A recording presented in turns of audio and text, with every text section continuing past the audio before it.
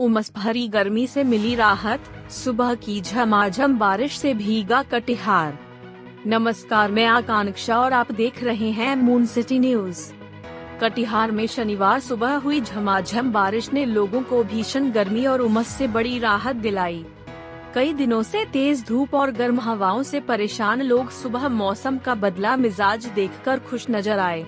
बारिश के साथ चली ठंडी हवाओं से तापमान में गिरावट दर्ज की गई और मौसम सुहावना हो गया। सुबह से ही आसमान में बादल छाए रहे और कुछ ही देर में शुरू हुई बारिश ने शहर की सड़कों, गलियों और बाजारों को भिगो दिया।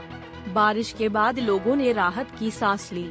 बच्चों से लेकर बुजुर्गों तक सभी ने मौसम के इस बदलाव का आनंद लिया।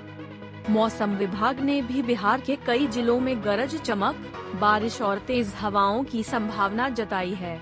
आने वाले 1-2 दिनों तक मौसम का यही रुख बने रहने की उम्मीद है।